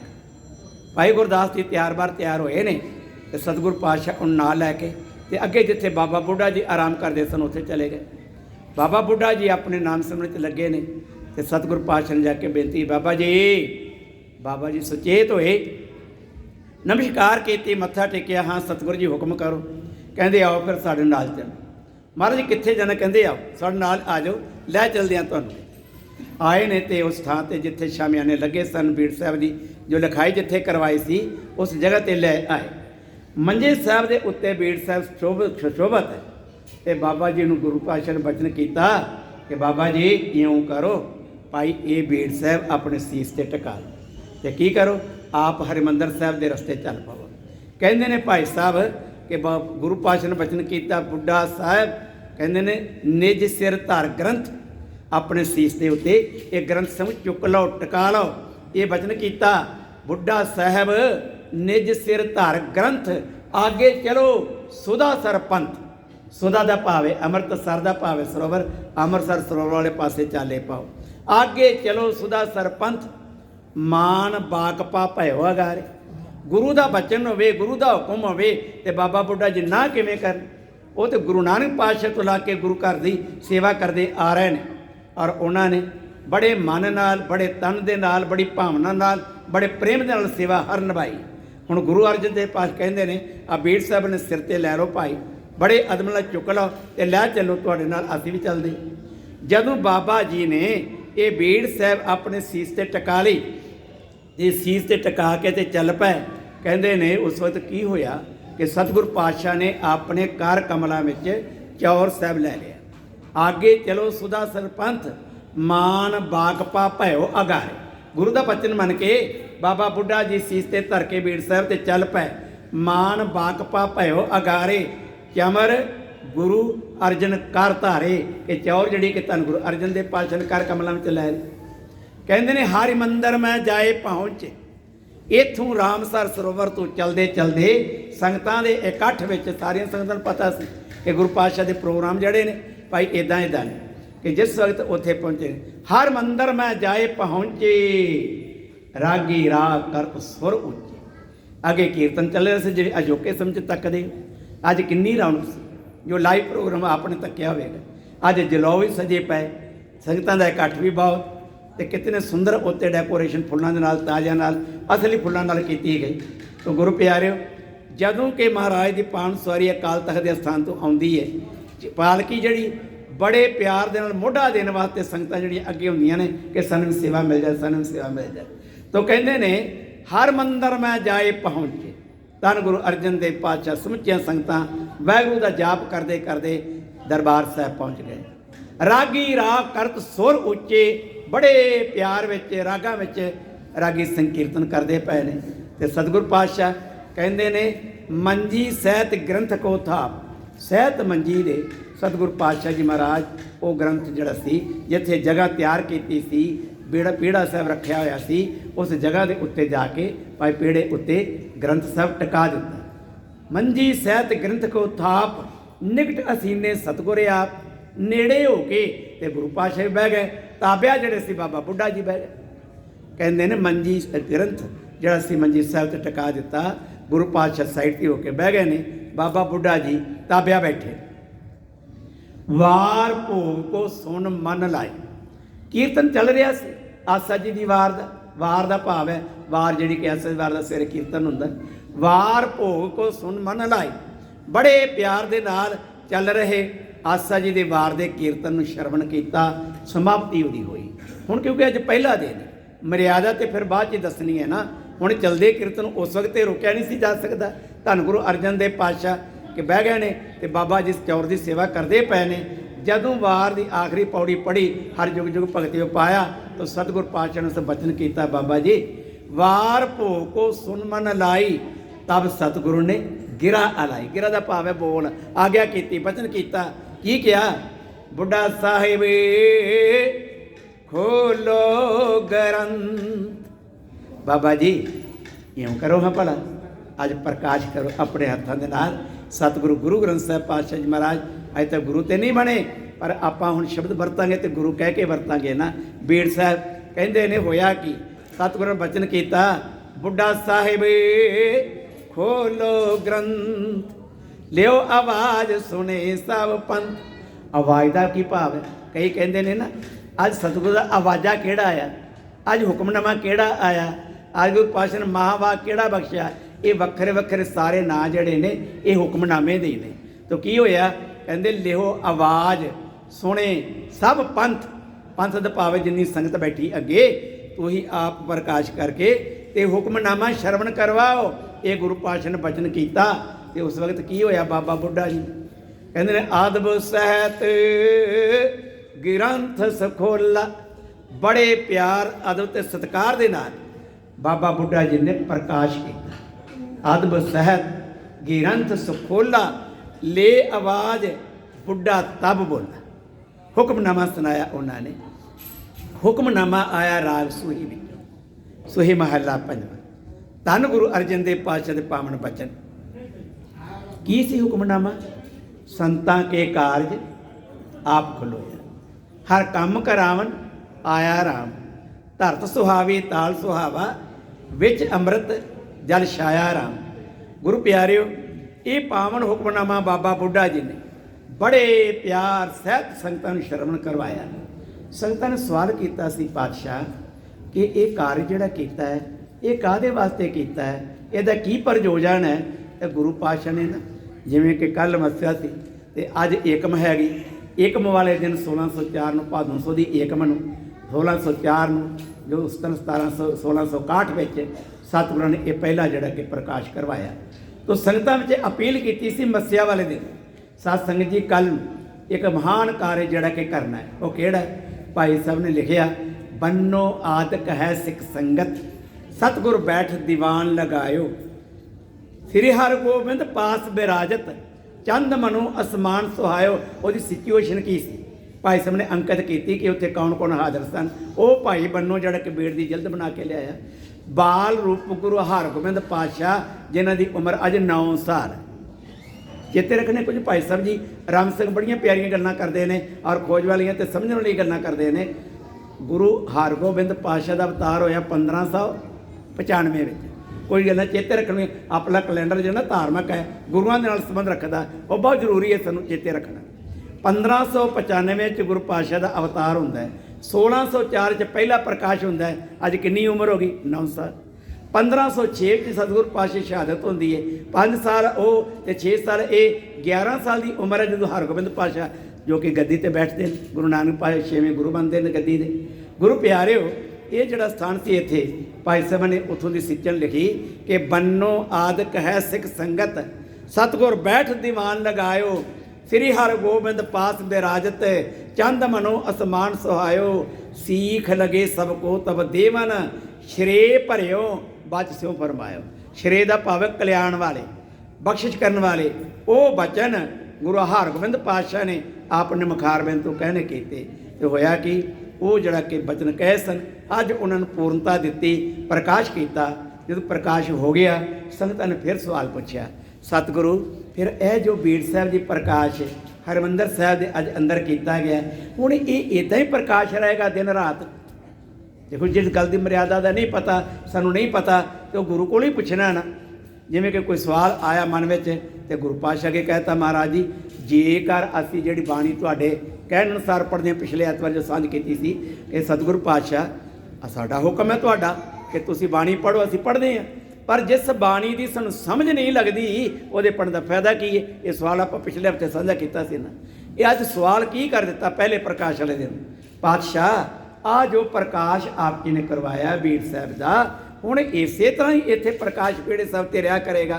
किद्दां है, की अगू हुक्म है, किस तरह? तो गुरु पातशाह कहने लगे नहीं, 1.5 पैर रात जान तो बाद, भाव कि कोई 10 साढ़े 10 बजे का कम समा 9:30 का 6 बजे तो 6 बजे तक 4 पैर हो जाते हैं ना। तो चाहे जेकर 6 बजे तो बाद आप चलीए अगला पैर तो 3.5 घंटे होर विच पा लो, 4.5 घंटे 10:30 वज जाते, क्योंकि 3 घंटे का एक पैर है तो 1.5 पैर होर चले तो 10:30 वज गए। इस वक्त करीब कहते हैं सतगुरु पातशाह सुखासन करते ना। सुखासन करने तो बाद फिर तो हूँ तो पातशाह पर रहेगा ना, जो सुखासन कर दईए बीड़ साहब न फिर इस पीढ़े के भी रही कहते नहीं, ਕਹਿਣ ਲੱਗੇ ਜਿਸੀ ਕੋਠਰੀ ਰਹਿਣ ਹਮਾਰ। ਅਕਾਲ ਤਖਤ ਜਿੱਥੇ ਬਣਿਆ ਨਾ, ਉੱਥੇ ਇੱਕ ਕਮਰਾ ਪਹਿਲਾਂ ਹੀ ਬਣਿਆ ਸੀ। ਅਕਾਲ ਤਖਤ ਉਸ ਥਾਂ ਦੇ ਉੱਤੇ ਬਣਾਇਆ ਗਿਆ। ਅਕਾਲ ਤਖਤ ਅਸਲ ਵਿੱਚ ਕਿਹੜੀ ਚੀਜ਼ ਹੈ? ਪਿੱਛੇ ਆ ਬਿਲਡਿੰਗ, ਅੱਗੇ ਜਿੱਥੇ ਕਿ ਆਪ ਨਮਸਕਾਰ ਕਰਦੇ ਹੋ ਤੇ ਗੋਲ ਧਾਰੇ ਵਾਲਾ ਜਿਹੜਾ ਤਖਤ ਬਣਿਆ ਨਾ, ਉਹ ਅਕਾਲ ਤਖਤ ਹੈ, ਜਿਹੜਾ ਗੁਰੂ ਹਰਗੋਬਿੰਦ ਪਾਤਸ਼ਾਹ ਮਹਾਰਾਜ ਨੇ ਬਣਵਾਇਆ। ਪਿਛਲੇ ਪਾਸੇ ਇੱਕ ਕੋਠਾ ਪਹਿਲਾਂ ਸੀ, ਜਿਹਦੇ ਧੰਨ ਗੁਰੂ ਅਰਜਨ ਦੇਵ ਪਾਤਸ਼ਾਹ ਹਰਿਮੰਦਰ ਸਾਹਿਬ ਦੀ ਸਿਰਜਣਾ, ਸਰੋਵਰ ਦੀ ਸਿਰਜਣਾ, ਇਹ ਸਾਰੀ ਕਾਰ ਸੇਵਾ ਹੁੰਦਿਆਂ ਨੂੰ ਕਰਾਉਂਦਿਆਂ ਨੂੰ ਗੁਰੂ ਪਾਤਸ਼ਾਹ ਧਿਆਨ ਰੱਖਦੇ ਸਨ, ਵੇਖਦੇ ਸਨ, ਉੱਥੇ ਬੈਠ ਕੇ ਸਾਰਾ ਇਹ ਕਾਰਜ ਕਰਵਾਉਂਦੇ ਸਨ। ਉਹ ਕੋਠਾ ਗੁਰੂ ਅਰਜਨ ਦੇਵ ਪਾਤਸ਼ਾਹ ਮਹਾਰਾਜ ਦੇ ਵਾਸਤੇ ਸੀਗਾ। ਕਹਿੰਦੇ ਜਿਸੀ ਕੋਠਰੀ ਰਹਿਣ ਹਮਾਰਾ, ਜਿੱਥੇ ਅਸੀਂ ਰਾਤ ਕੱਟਦੇ ਰਹੇ ਹਾਂ ਜਾਂ ਰਹਿੰਦੇ ਰਹੇ ਹਾਂ, ਜਾਂ ਕਾਰ ਸਾਹਿਬ ਦੀ ਸੇਵਾ ਕਰਵਾਈ, ਸਰੋਵਰ ਦੀ, ਹਰਿਮੰਦਰ ਸਾਹਿਬ ਦੀ ਕਰਵਾਈ, ਉਸ ਕੋਠਰੀ 'ਚ ਤਹਿ ਲੈ ਜਾਵੋ ਅਸਵਾਰਾ। ਕਹਿੰਦੇ ਰਾਤ ਫਿਰ ਇਹ ਅਸਵਾਰਾ ਸਾਹਿਬ ਉਸ ਪਲੰਗ 'ਤੇ ਲੈ ਜਾਣਾ ਜਿੱਥੇ ਅਸੀਂ ਆਰਾਮ ਕਰਦੇ ਹਾਂ। ਤਾਂ ਗੁਰੂ ਪਾਤਸ਼ਾਹ ਨੇ ਇੱਕ ਰੀਤ ਜਿਹੜੀ ਸੀ, ਇੱਕ ਮਰਿਆਦਾ ਜਿਹੜੀ ਸੀ, ਉਹਦੇ ਨਾਲ ਸਾਨੂੰ ਜੋੜ ਦਿੱਤਾ। ਇਸ ਢੰਗ ਨਾਲ ਗੁਰੂ ਪਾਤਸ਼ਾਹ ਦਾ ਪ੍ਰਕਾਸ਼ ਕਰਨਾ ਹੈ, ਇਸ ਢੰਗ ਦੇ ਨਾਲ ਆਪ ਜੀ ਨੇ ਉਹਨਾਂ ਦਾ ਸੁਖਾਸਨ ਕਰਨਾ ਹੈ। ਔਰ ਸਵੇਰੇ ਫਿਰ ਆਪ ਡੇਢ ਪੈ ਰਾਤ ਰਹਿੰਦੀ ਜਦੀ ਹੈ, ਉਸ ਵਕਤ ਆਪ ਜੀ ਨੇ ਪ੍ਰਕਾਸ਼ ਕਰਕੇ ਤੇ ਕਿ ਜਿਹੜਾ ਕਿ ਭਾਈ ਆਰੰਭ ਕਰ ਦੇਣਾ ਕਾਰਜ। ਧੰਨ ਧੰਨ ਧੰਨ ਗੁਰੂ ਅਰਜਨ ਦੇਵ ਪਾਤਸ਼ਾਹ ਜੀ ਮਹਾਰਾਜ ਨੇ ਇੱਕ ਮਹਾਨ ਕਾਰਜ ਜਿਹੜਾ ਸੀ ਕਰਕੇ ਤੇ ਸਿੱਖ ਧਰਮ ਨੂੰ ਇੱਕ ਬਹੁਤ ਵੱਡੀ ਦੇਣ ਦਿੱਤੀ, ਜਿਸ ਦੇਣ ਦੀ ਕਿ ਗੁਰੂ ਪਾਤਸ਼ਾਹ ਦਾ ਬਹੁਤ ਧੰਨਵਾਦ ਹੈ। ਕਿਉਂਕਿ ਹਰੇਕ ਧਰਮ ਦੇ ਵਾਸਤੇ ਜਿਵੇਂ ਪਹਿਲਾਂ ਬਚਨ ਕੀਤਾ ਹੈ ਕਿ ਉਹਦੇ ਪ੍ਰਚਾਰ ਪ੍ਰਸਾਰ ਵਾਸਤੇ ਆਪਣਾ ਗ੍ਰੰਥ ਹੋਣਾ ਚਾਹੀਦਾ ਹੈ, ਉਹ ਘਾਟ ਧੰਨ ਗੁਰੂ ਅਰਜਨ ਦੇਵ ਪਾਤਸ਼ਾਹ ਮਹਾਰਾਜ ਨੇ ਪੂਰਨ ਕਰ ਦਿੱਤੀ। ਤੇ ਸਾਨੂੰ ਇਸ ਆਪਣੇ ਧਰਮ ਦੇ ਗ੍ਰੰਥ ਬਾਰੇ, ਆਪਣੇ ਗੁਰੂਆਂ ਬਾਰੇ ਬਹੁਤ ਸਾਰੀ ਜਿਹੜੀ ਕਿ ਜਾਣਕਾਰੀ ਸਾਨੂੰ ਹੋਣੀ ਚਾਹੀਦੀ, ਤਾਂ ਕਿ ਕਿਸੇ ਵਕਤ ਕਿਸੇ ਦੇ ਕੋਈ ਸਵਾਲ ਦਾ ਉੱਤਰ ਹੋਵੇ ਤੇ ਦੇਣਾ ਪਏ, ਪ੍ਰਸ਼ਨ ਹੋਵੇ ਤੇ ਉੱਤਰ ਉਹਦਾ ਦੇਣਾ ਪਵੇ। ਤੇ ਗੁਰੂ ਪਿਆਰ ਵਾਲਿਓ, ਜੋ ਅੱਜ ਦਾ ਹੁਕਮਨਾਮਾ ਆਇਆ ਆਪ ਜੀ ਨੂੰ ਮੂਲ ਰੂਪ ਵਿੱਚ ਪੜ੍ਹ ਕੇ ਸੁਣਾਇਆ ਸੀ। ਰਹਿੰਦੇ ਸਮੇਂ ਦੇ ਅੰਦਰ ਇਹ ਸ਼ਬਦ ਵਿਚਾਰ ਕਰਕੇ 10 ਖੇਮਾਂ ਦਾ ਜਾਚਕ ਹੈ, ਜੋ ਕਰੀਬ 1 ਮਹੀਨੇ ਤੋਂ ਆਪ ਜੀ ਦੀ ਸੇਵਾ ਕਰਨ ਦਾ ਸਮਾਂ ਪ੍ਰਾਪਤ ਹੋਇਆ ਸੀ। ਤੋਂ ਗੁਰੂ ਪਿਆਰਿਓ, ਇਹ 31 ਅਗਸਤ ਤੱਕ 3 ਦਿਨ ਹੋਰ ਹਾਜ਼ਰੀ ਭਰਨੀ ਹੈ। ਆਪ ਜੀ ਨੂੰ ਸਤਿਗੁਰੂ ਦੀ ਕਿਰਪਾ ਕਰਨੀ, ਬਖਸ਼ਿਸ਼ ਕਰਨੀ ਹੋਵੇ ਤੁਹਾਡੇ ਤੇ, ਹਾਜ਼ਰੀਆਂ ਭਰ ਗੁਰੂ ਦੀਆਂ ਖੁਸ਼ੀਆਂ ਪ੍ਰਾਪਤ ਕਰਨੀਆਂ। ਅੱਜ ਦਾ ਜਿਹੜਾ ਸ਼ਬਦ ਹੁਕਮਨਾਮੇ ਦੇ ਰੂਪ ਵਿੱਚ ਆਇਆ, ਇਸ ਹੁਕਮਨਾਮੇ ਦੇ ਸੰਬੰਧ ਵਿੱਚ ਵੀ ਕੁਝ ਸਾਡੀ ਅਗਿਆਨਤਾ ਜਿਹੜੀ ਹੈ ਨਾ, ਬੜੇ ਭਰਮ ਭੁਲੇਖੇ ਪਾ ਦਿੰਦੀ। ਬਾਣੀ ਨੂੰ ਸਮਝਣਾ ਹੋਰ ਗੱਲ ਹੈ, ਪੜ੍ਹਨਾ ਹੋਰ ਗੱਲ ਹੈ, ਵਿਚਾਰਨਾ ਹੋਰ ਗੱਲ। ਗੁਰੂ ਪਿਆਰਿਓ, ਸ਼ਬਦ ਹੈ ਜੋ ਨਰ ਦੁੱਖ ਮੈਂ ਦੁੱਖ ਨਹੀਂ ਮਾਨੈ, ਸੁਖ ਸਨੇ ਅਰ ਭੈ ਨਹੀਂ ਜਾਂ ਕੇ ਕੰਚਨ ਮਾਟੀ ਮਾਨੈ। ਅਸੀਂ ਇਹ ਪੰਕਤੀ ਜੋ ਸੁਣਦੇ ਜੋ ਨਰ ਦੁੱਖ ਮੈਂ ਦੁੱਖ ਨਹੀਂ, ਹੱਥ ਪਰਿਵਾਰ ਜਿਹੜਾ ਹੱਥ ਜੋੜ ਕੇ ਖੜਾ ਹੁੰਦਾ, ਇਹ ਤਾਂ ਬੜਾ ਸਖਤ ਹੁਕਮਨਾਮਾ ਆ ਗਿਆ। ਇਹ ਤਾਂ ਦੁੱਖ ਵਾਲਾ ਆ ਗਿਆ, ਸੁੱਖ ਵਾਲੀ ਕੋਈ ਗੱਲ ਨਹੀਂ ਆਈ। ਭਾਈ ਸਾਹਿਬ ਜੀ, ਇੱਕ ਗੱਲ ਹੋਰ ਹੋ ਸਕਦੀ, ਕਿਹੜੀ? ਇੱਕ ਵਾਰੀ ਫੇਰ ਅਰਦਾਸ ਕਰੋ, ਹਾਂ ਸਤਿਗੁਰੂ ਕਰਨ ਸੁੱਖ ਨਾਲ ਨਾਮਾ ਹੁਕਮਨਾਮਾ ਦੱਸੇ, ਐਸੀ ਬਖਸ਼ਿਸ਼ ਕਰੇ, ਐਸੀ ਰਹਿਮਤ ਕਰੇ। ਹੁਣ ਗੁਰੂ ਪਿਆਰੇ, ਵਿਚਾਰ ਆਪ ਸੁਣਿਓ। ਇਹ ਜਿਤਨਾ ਵੀ ਹੁਕਮਨਾਮਾ ਚੜ੍ਹਦੀ ਕਲਾ ਵਾਲਾ ਹੈ, ਜਿਸ ਅਵਸਥਾ ਵਾਲਾ ਹੈ, ਅਸੀਂ ਉਹਨੂੰ ਜਾਣਿਆ ਕੋਈ ਨਹੀਂ, ਪਰ ਕਿੰਤੂ ਪਰੰਤੂ ਕਰ ਲਿਆ ਦੁੱਖ ਤੇ ਸੁੱਖ ਸੁਣ ਕੇ, ਇਹ ਸਾਰੀਆਂ ਗੱਲਾਂ ਸੁਣ ਕੇ ਮਨ 'ਚ ਵਿਚਾਰ ਆ ਗਏ। ਤਾਂ ਗੁਰੂ ਪਾਤਸ਼ਾਹ ਗੁਰੂ ਤੇਗ ਬਹਾਦਰ ਸਾਹਿਬ ਜੀ ਕਹਿੰਦੇ ਨੇ, ਉਹ ਅਵਸਥਾ ਜਿਸ ਬੰਦੇ ਦੀ ਬਣ ਜਾਂਦੀ, ਕਿਹੜੀ ਜੀ? ਜਿਹੜੀ ਅਸੀਂ ਸ਼ਬਦ 'ਚ ਕਹੀਏ, ਜੋ ਇਹਨਾਂ ਬਚਨਾਂ 'ਚ ਕਹੀਏ। ਸਾਹਿਬ ਕਹਿੰਦੇ ਨੇ, ਜਿਸ ਤੇ ਜੀਵਨ 'ਚ ਦੁੱਖ ਆ ਜਾਏ ਤੇ ਦੁੱਖ ਦੀ ਪਰਵਾਹ ਨਾ ਕਰੇ, ਸੁੱਖ ਆ ਜਾਏ ਤੇ ਰੱਬ ਨੂੰ ਭੁੱਲੇ ਕੋਈ ਨਾ। ਜੋ ਨਰ ਦੁੱਖ ਮੈਂ ਦੁੱਖ ਨਹੀਂ ਮਾਨੈ, ਨਾ ਪਰਵਾਹ ਕਰੇ। ਸਾਹਿਬ ਕਹਿੰਦੇ ਨੇ, ਜੋ ਨਰ ਦੁੱਖ ਮੈਂ ਦੁੱਖ ਨਹੀਂ ਮਾਨੈ, ਸੁਖ ਸਨੇ ਅਰ ਭੈ ਨਹੀਂ ਜਾਂਕੈ, ਕੰਚਨ ਮਾਟੀ ਮਨ। ਕਹਿੰਦੇ ਨੇ, ਜਿਸ ਬੰਦੇ ਦੇ ਮਨ ਵਿੱਚ ਜਦੋਂ ਜੀਵਨ 'ਚ ਸੁੱਖ ਆ ਜਾਏ ਤੇ ਭਾਈ ਸੁੱਖ ਵਿੱਚ ਆ ਕੇ ਰੱਬ ਨੂੰ ਭੁੱਲ ਨਾ ਜਾਵੇ। ਪੁੱਛਦਾ ਹੈ ਸਾਨੂੰ ਕਰਤਾਰ ਸਿੰਘ, 3 ਦਿਨ ਹੋ ਗਏ ਨੇ ਤੂੰ ਗੁਰਦੁਆਰੇ ਨਹੀਂ ਆਇਆ। ਭਰਾਵਾ ਕੀ ਦੱਸਾਂ, ਉਹ ਬੇਟੇ ਦਾ ਨਾ ਸ਼ਗਨ ਕਰਨ ਗਿਆ ਸੀ, ਉਹਦਾ ਪ੍ਰਬੰਧ ਕਰਦੇ ਪਏ ਸੀ, ਤੇ ਜਿਸ ਕਰਕੇ ਟਾਈਮ ਉਹਦੇ ਲੰਘਿਆ, ਇੱਥੇ ਆ ਨਹੀਂ ਸਕੇ। ਹੋਇਆ ਕਿ ਰੱਬ ਭੁੱਲ ਗਿਆ, ਪਰ ਉਹ ਕਾਰਜ ਜ਼ਰੂਰ ਕਰਨਾ ਸੀ, ਉਹ ਜ਼ਰੂਰੀ ਸੀ। ਦੇਖੋ, ਐਸੀ ਗੱਲ ਕਦੀ ਬਣ ਜਾਂਦੀ, ਪਰ ਗੁਰਮੁਖ ਜਿਹੜਾ ਹੈ ਉਹ ਇਸ ਗੱਲ ਦੀ ਪਰਵਾਹ ਨਹੀਂ ਕਰਦਾ। ਕਹਿੰਦਾ ਪਹਿਲਾਂ ਜੇ ਸੁੱਖ ਦੀ ਘੜੀ ਵੀ ਆਈ ਏ ਤੇ ਉਹਨੇ ਦਿੱਤੀ ਹੈ, ਇਸ ਕਰਕੇ ਭਾਈ ਉਹਦੇ ਦਰ ਤੇ ਹੋ ਕੇ ਜਾਵਾਂਗਾ, ਅਰਦਾਸ ਕਰਕੇ ਜਾਵਾਂਗਾ, ਮੱਥਾ ਟੇਕ ਕੇ ਜਾਵਾਂਗਾ। ਤਾਂ ਸਤਿਗੁਰੂ ਪਾਤਸ਼ਾਹ ਕਹਿੰਦੇ ਨੇ, ਦੁੱਖ ਆਵੇ ਤੇ ਮਹਿਸੂਸ ਨਹੀਂ ਕਰਨਾ, ਤੇ ਰੱਬ ਨੂੰ ਉਲਾਮੇ ਨਹੀਂ ਦੇ, ਸ਼ਿਕਾਇਤਾਂ ਨਹੀਂ ਕਰਨੀਆਂ, ਤੇ ਸੁੱਖ ਆਵੇ ਤੇ ਉਹਨੂੰ ਭੁੱਲ ਨਹੀਂ ਜਾਣਾ। ਸਾਹਿਬ ਕਹਿੰਦੇ ਨੇ, ਕੰਚਨ ਮਾਟੀ ਮਨ ਹੈ। ਜਿਹੜਾ ਬੰਦਾ ਸੋਨੇ ਨੂੰ ਮਿੱਟੀ ਸਮਝੇ, ਪਰਾਇਆ ਸੋਨਾ ਪਿਆ, ਪਰਾਇਆ ਧਨ ਪਿਆ, ਪਰਾਈ ਨਹੀਂ ਮਾਇਆ ਪਾਈ, ਜੋ ਕਿ ਉਸ ਨੂੰ ਕਹੇ, ਇੱਕ ਤੇ ਕਹੇ ਪਾ ਲਓ ਜੇਬ 'ਚ, ਕਿਹੜਾ ਕੋਈ ਵੇਖਦਾ ਪਿਆ। ਪਰ ਗੁਰਮੁਖ ਕਹਿੰਦਾ ਨਹੀਂ, ਇਹ ਮੇਰਾ ਨਹੀਂ ਹੈਗਾ, ਮੈਨੂੰ ਕੀ ਕਰਨਾ, ਤੇ ਮਿੱਟੀ ਪਈ। ਕਹਿੰਦੇ ਨੇ, ਰਾਜਸਥਾਨ ਦਾ ਇੱਕ ਸੰਤ ਹੋਇਆ, ਜਿਹਦਾ ਨਾਂ ਸੀ ਤੁਕਾਰਾਮ। शायद आप जी ने भी सुनिया होवे, मस्कीन जी होरां ने भी ये गाथा बहुत बार अपनियां जो कि कैसटां 'ਚ दित्ती है कि तुक्का राम ते उहदे घर वाली जिहड़ी सी ना, ये बड़ी पंक्ति करते सन, बंदगी करते सन। सवेरे तड़के उठ के ना नदी ते चले जाने इशनान करना झुसमुस से, जदों कि हमें लोड़ नहीं सी लगती, अद्धे अंधेरे में अमृत वेले जाके इशनान दरिया ते घर आना करके आ जाना तो बंदगी करनी शुरू कर देनी। एक दिन कुछ लेट हो गए, हुण बंदा सामने आउंदा नज़र आंदा है, इन्ने के जाने के लेट हो गए, अगे नेरे नेरे कर रहे हैं दोवें कि अज थोड़े जे छेती जब लेट गए। जदों तुक्का राम नहा के ते बाहर आया ना, उस तो बाद उसकी पत्नी इशनान करन लग पई ते ये बाहर किनारे नूं आ रहे रेते वाले पासे तुरिया ने, तो वेखे कहते कीमती हार डिके गए दिखा होया, जो कि उन्होंने अपनी कथा 'ਚ जिक्र किया। तो कहते ने तुक्का राम के मन में आया कि बीबियां नूं आम करके गहना बड़ा प्यारा हुंदा है, हुण जिहड़ा हार डिग्गा पिया मोतियां दा जां सोने दा, ये होवे ना कि इस हार ते मेरे घर वाले दी भाई मानी आ जाए। उन्हें कहते पैर नाल उत्ते मिट्टी पानी शुरू कर दी, उन्होंने दिसे ही कोना ते लंघ आवे छेती। अज तक मिट्टी पा रहे सन, तो मगरों उन्होंने घर वाली आ गई, कहती भगत जी तुहानूं पता नहीं अज तो वैसे ही लेट आए हैं, तो तुसीं ये की करदे पे मिट्टी ते मिट्टी पाउंदे, छेती चलो बंदगी का टाइम, भगती का टाइम, नाम जपन का टाइम लंघदा पिया। कहते ने तुक्का राम ते अपने घर वाले दे पैरी पै गए, कहने लगा मैनू पराई माया अजे तक भी माया नज़र आई है, तो तेनू पराई माया मिट्टी नज़र आई है, तेरी तो बंदगी मेरे तो भी अगे चली गई। सतगुरु पातशाह ने गुरमुख ही वो है, नाम जपन का रस्या ही वो है, जो कंचन माटी माना, कंचन का भावे सोना, माटी का भाव मिट्टी। तो सतगुरु पातशाह कहते ने ऐसा जीव जिहड़ा है उन्होंने की कहांगे, उन्होंने ब्रह्म ज्ञानी कहांगे, जिहड़ा कि दुनिया के पदार्थां नाल नहीं जुड़िया, तो अपने जो कि उस्तत निंदा वडियाई दे नाल नहीं जुड़िया, दुख सुख दे पाई परवाह नहीं कीती, कि बंदा किवें दा है। नैन दिया न उस्तत जंक लोभ मोह अभिमाना, जो कि जो दी निंदा करता है ना, भगत कबीर जी मैं कोई निंदा करता पिया सी, तो कहते करी जापे निंदो निंदो मोको लोग निंदो, निंदा जन को करी प्यारी। मैनू बड़ी चंगी लगती है, हाँ वे कर रज के कर। कहते ने न निंदिया न जा उस्तत जंक लोभ मोह अभिमाना, ना तो उन्होंने निंदिया का डर, ना उन्होंने वडियाई की भुख, ते ना ही उसनों भाई किसी लोभ लालच ते अभिमान की गल उहदे मन में। हर सोग ते रहे नियारो ना है मान अपमान, खुशी के गमे के प्रभाव तो बिल्कुल वखरा रहिंदा है। हरख का भाव है खुशी, सोग का भाव है गमी, ते रहे नियारो उच्चा उठदा है। ये जो कि सभायमान नहीं हुंदा, अपने लपायमान नहीं हुंदा, निर्लेप हो जाता। ना है मान अपमाना, कोई दा सत्कार करदा तां जां दा कोई इंसल्ट करदा तां इन्हां गल्लां तो उहदी मत जिहड़ी है बहुत उच्ची हो जाती, कहण तो पाओ परवाह नहीं करता। तो फिर की हुंदा है, आसा मनशा सगल त्याग जग तेरा है निराशा। अपने मन में वो जड़ियाँ कि इच्छावां होंदियां ना पैदा, उन्हां दी भी परवाह नहीं करता। इच्छा पैदा मनुख दी होंदियां ने बहुत सारियां, एक नहीं दो नहीं, अनेकां इच्छा पैदा होंदियां। बाणी अंदर ते जिक्र आउंदा है मन की अदक तरंग। तरंग का भाव ये नहीं कि पानी दी लहरां, इच्छा दी लहरां, एक आई वो पिछे दूजी आ गई, तीजी आ गई।